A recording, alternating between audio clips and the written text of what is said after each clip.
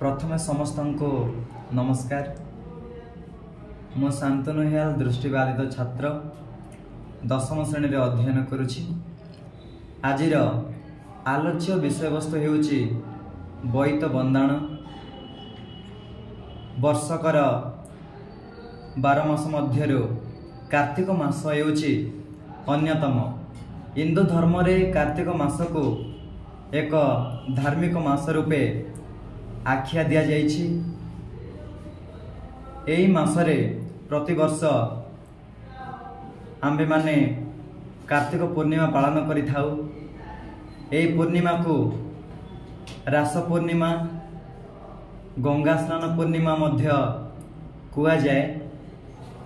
कार्तिक पूर्णिमा दिन ओडिशार जनसाधारण प्रभातरु सज्जा त्याग करी निकटस्थ जलाशय रे पवित्र स्नान करिथांती। स्नान करी सारी सेमाने निज निजर कागज, सोल तथा कदली पटुआरे निर्मित डंगारे हलदी, लुण, सरिष थोई थांती, पानगुआ मध्य थोई थांती, धूपदेव दे थांती एवं पूजा अर्चना करी से डंगा को निकटस्थ एक जलाशय रे भसई थांती गोटे लोकगीत गान करी। से लोकगीतटी हेउछि आ का मा बोई पान गुआ थोई, पान गुआ तोर मासक धर्म मोर। प्राचीन काल रे ओडिशार साधव पुओ माने वाणिज्य व्यवसाय करिया पई एही दिन 7 समुद्र 13 नई पारी होई विदेश को जाउथिले।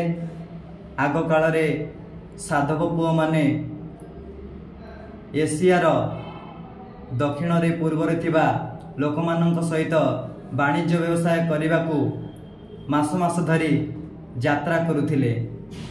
सेमाने तांकरी यात्रा आरंभ करुथिले कार्तिक मासर पूर्णमी दिन।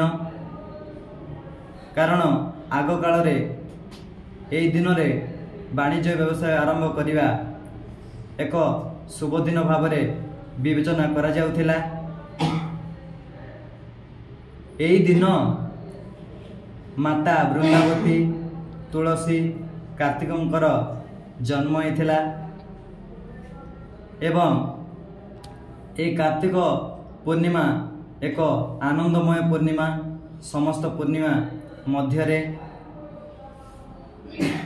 शास्त्र रे उल्लेख रही जे जदि लोक माने गंगा स्नान करती, ए दिन यज्ञ करती, दीपदान करती, ताइले सेमानंकर सांसारिक पापरु सेमानंकु मुक्ति मिल पारिबो। तेणु यह हूँ समस्त एक आनंदमयर पूर्णिमा। मु शेषे एतिकी कहबी जे एई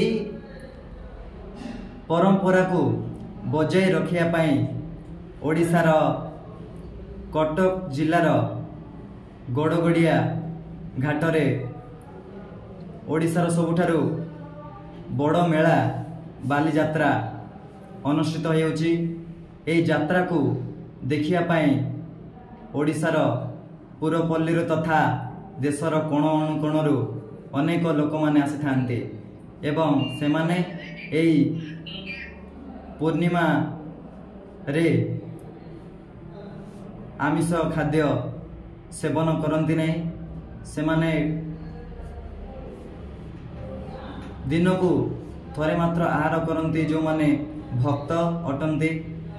विष्णु भक्त माने मध्य दिनकरे केवल थोड़े ही आहार करी उपवास करि थांती ए पूर्णिमा दिन रे।